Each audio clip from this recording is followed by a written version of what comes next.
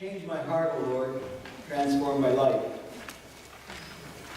And we read this one scripture this morning, and it's the psalmist, and he's crying out to God in his moment of need.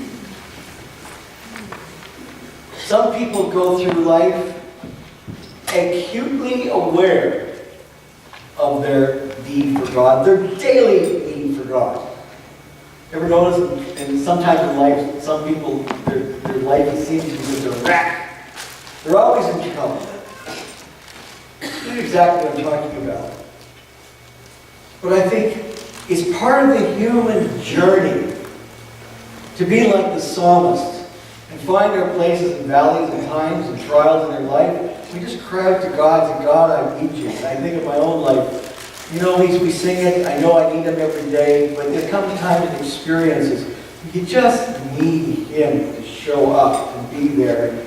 And David, so many of his songs in the Psalms were written during his times of trouble. Some had got in trouble by himself, but some of it was just because of the attack of the enemy. Some do. Others feel he can be of no help at all. A lot of people just don't think, I don't need God. I don't need your religion. I don't need your crutch. I don't need this. Who needs God? And they laugh at the scorn. Some in ignorance go through life, but they feel they can be no help at all because of a wrong idea about God. They think, well, God is this transcendent being, so why would He ever care about me? Why would God care about me? He's God after all. He's got more important things to do.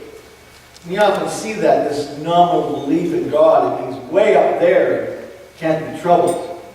Oh, He hears prayers, but there are some people like that. But some just totally reject the idea that God exists at all. For them, the Bible is a fable, and they don't need Him. What about you this morning? Oh, I know in our faith journey we recognize our need for God daily, but where are you? Do you really comprehend your need for Him? Maybe you're here this morning, Pastor. You don't know how much I need you.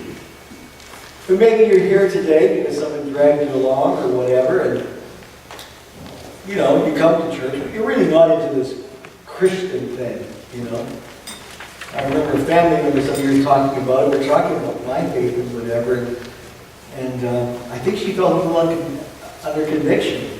She says, well, I believe in God, but I'm not like you. I'm not a fanatic. And we're seen as that. What about you? This is the maximum. If you want to change your life, you must change the way you think. That's part of our daily growth as Christians. But we know that. But I want to just tell you something. This is a message, I believe, for the whole world. When I hear the problems in our society, when I listen to radio, we talk about drug addictions, the deaths. Last year there was, in BC alone, 1,400 overdoses from drug overdoses alone. And it's multiplied that across Canada, the United States, and all these things. And, they say, well, it's a sickness, we have to treat them, give them more medicine, whatever. I just wish I could get into their heads a little bit, their minds, and be able to say, look, if you want to change your life, you've got to change the way you think. The first part about that is accept the responsibility for who you are. And then recognizing there is a God. See, the most important decision of your life is regarding your need for God. If you go back before you were a believer, for some of you, the most important decision in your life was based on this realization, whether it's through conviction of sin and the pain you were going through, the most important decision you faced was, and recognized, was this: I need God. Yeah. And if you're here today and you haven't recognized that, you must change your mind about your need for God. You need to change your mind about that. And sometimes believers can get a little crusty too. They can go through the motions and pay their tithes, attend church or whatever, and really conclude, but I'm still doing my own thing, and I'm not like you, Pastor Joey. I don't have to pray every day, and I believe, but I can look after myself. Why do I need God? Fundamental question here. Why do we need God? Here's some typical human answers that might come back. I am in trouble. I am in great fear. It's legitimate. By the way, God doesn't ridicule you if you come in trouble, and even if it's your own fault. The Father wants you to come to Him. Parents know this. Sometimes our kids get in trouble. We'll often find ourselves saying this to them. Why didn't you tell me earlier? I wanted to help you out. And for some reason they didn't go to mom and dad because they were afraid of what mom and dad might think. Whatever the reason, they got in trouble. But you know, being a father or mother, we want to help our children. God wants to help you too. Yeah. I'm in trouble. Here's one. I have great financial needs. People say that sometimes. I just don't know how I'm going to get through this. And they have needs. And sometimes it's needs like this that turn them to God. Sometimes God gets our attention in our journey, shakes things up a little bit, has us go through that valley, so that we might go to Him, and He teaches us to put Him first in our finances. You might say, one of your answers might say, I'm suffering. I need a miraculous healing. There are people here today that need a healing touch from the Lord. Because if they don't, they will suffer until the day they die. They have needs. We know who they are in our midst. We pray for them on a regular basis.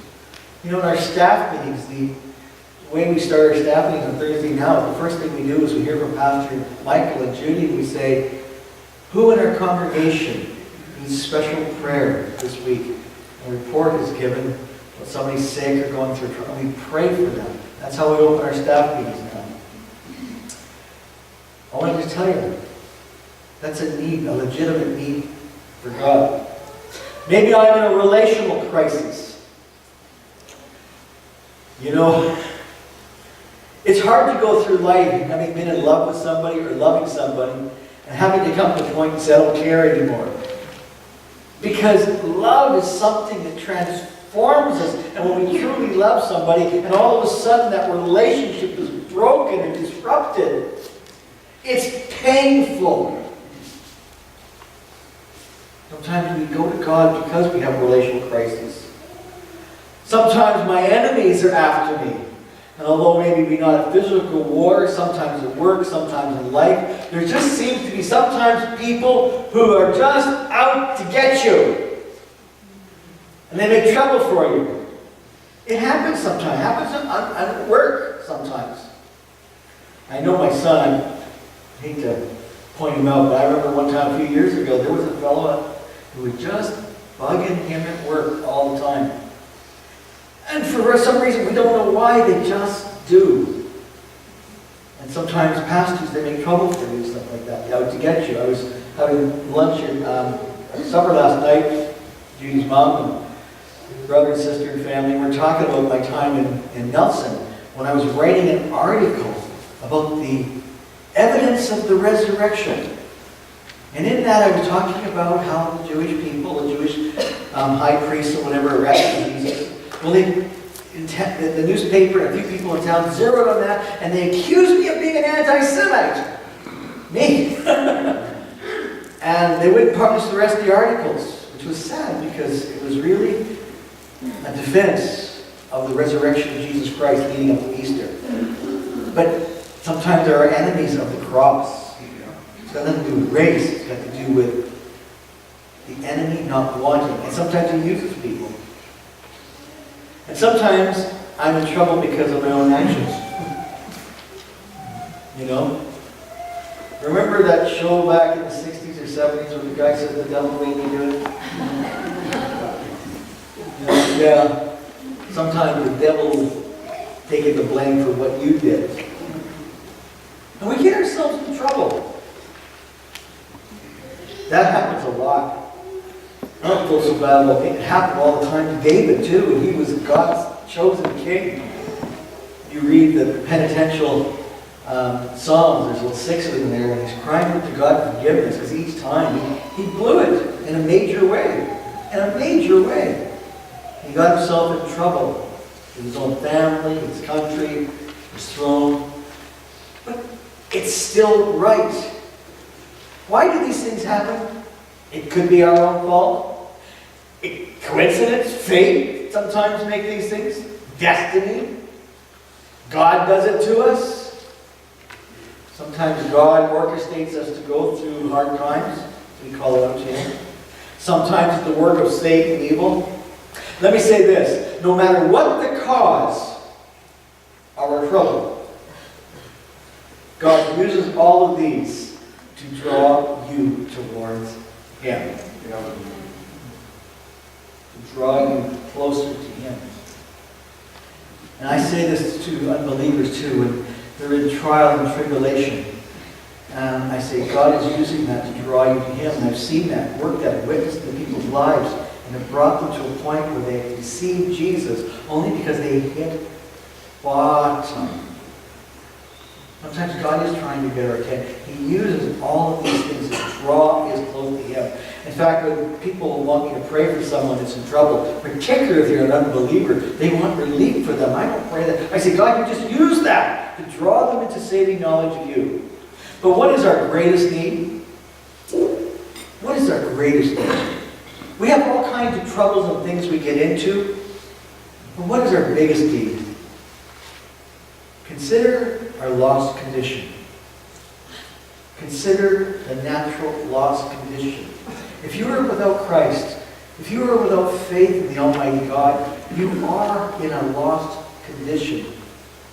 And consider the judgment that is to come. See, if you're going to change the way you think, and if you don't call yourself Christian, if you're not a believer, you need to consider this. You need to recognize who you are. You may be honest with yourself. Yeah, I'm who I am. I'm a drunkard. I'm a wine bibber, and I steal, and I swear, and I'm not very faithful, whatever. But you need to recognize that is just a manifestation of who you are. A sinner, born that way. That's a lost condition. But consider that there is a judgment to come. The world is getting pretty fancy and sophisticated about the way they deny judgment today. You see, I know they have them on the billboards inside of buses in England, telling people, don't worry. There is no afterlife. There is no hell. There is no judgment to come. And they say it with a laugh and joke. But I want to tell you, the Bible teaches us there is a judgment to come. And that puts you in that. See, what is the response from contemporary culture regarding that? Well, they say there is no God. They say you do not need Him. They say you do not need religion. Now, I mean this in a general way. People say, oh, I'm not religious. But I mean this journey that we're on. They say you don't need it. They say that religion is an emotional crutch. And of course they say, there is no judgment. There is no life after death. But God has an answer to that. God has an answer to that. Psalm 14:1. The fool has said in his heart, there is no God.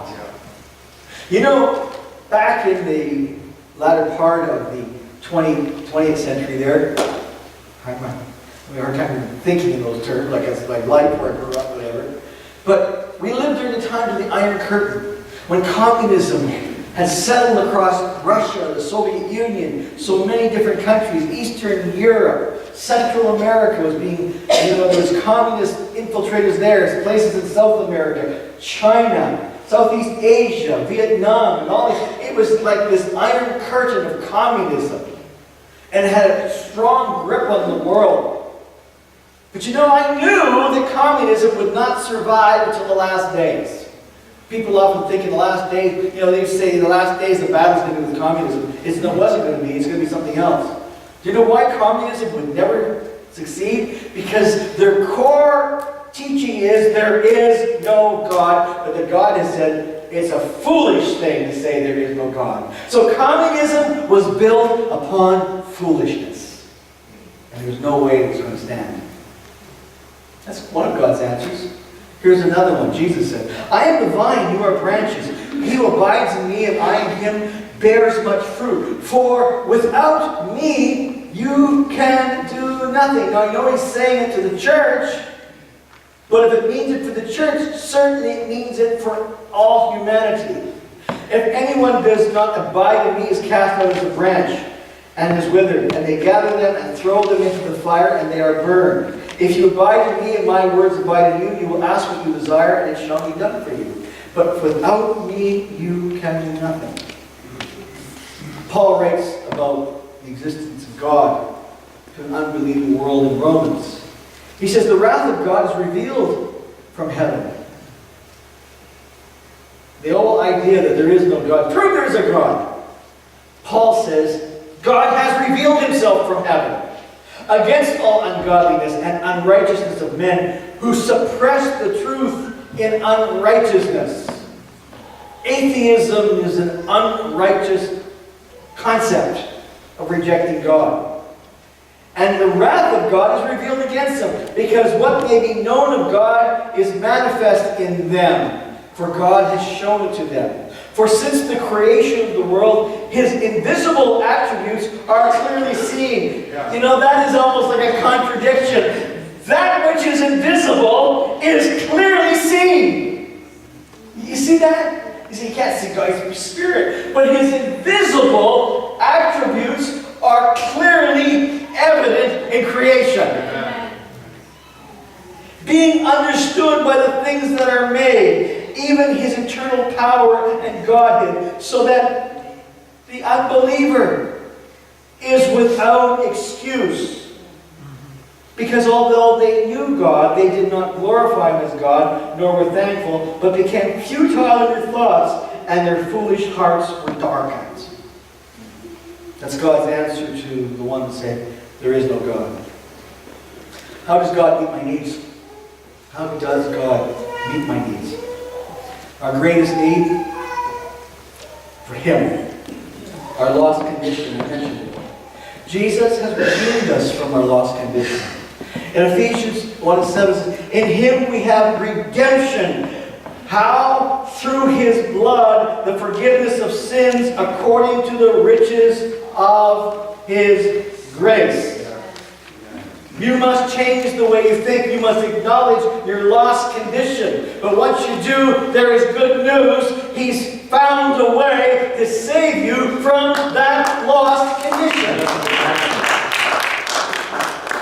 What about some other needs? What about our life journey needs? Does the Bible say anything about what happens as we go through life? Jesus, by his teaching, has given us a better way to live. John 8:12 says, Jesus spoke to them again, saying, I am the light of the world. He who follows me shall not walk in darkness, but have the light of life. What about our material needs? Jesus will provide for those who trust in him. Psalm 34, oh, fear the Lord, you his saints. That's you, his holy people. There is no want for those who fear him. The young lions lack and suffer hunger, but those who seek the Lord shall not lack any good thing. It's the promise of God. He not only knows your material needs, he will provide for you if you trust in him. What about our physical, mental, emotional, relational needs? Some of those other things. James 5 for a second.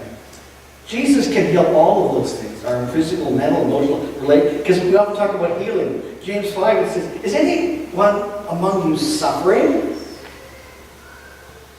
Doesn't say how. Let him pray. Is anyone cheerful? Let him sing psalms. Is anyone among you sick? Let him call for the elders of the church and let them pray over him, anointing him with oil in the name of the Lord.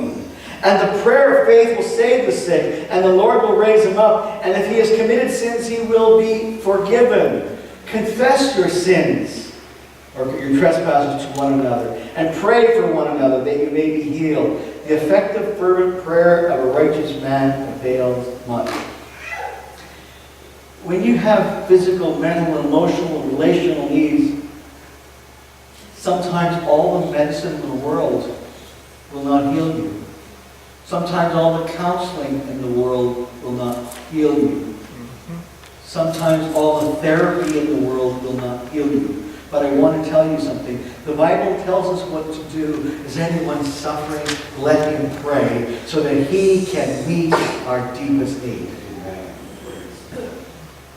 Trials, tribulations, and persecutions. What does it say about that? John 16:33. Jesus walks with us through every valley. Do you know that? When we go through them, he is with us. These words I have spoken to you, that in me you may have peace in the world. You will have tribulation. But be of good cheer. I have overcome the world. No one knew tribulation, trial, and suffering, and the attack of enemies than Jesus Christ himself. God who became man and experienced everything we did. He experienced betrayal.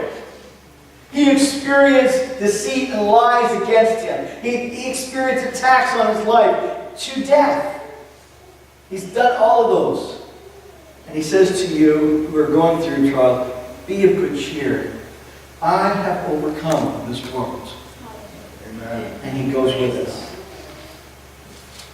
If only the whole world would look to him for that peace.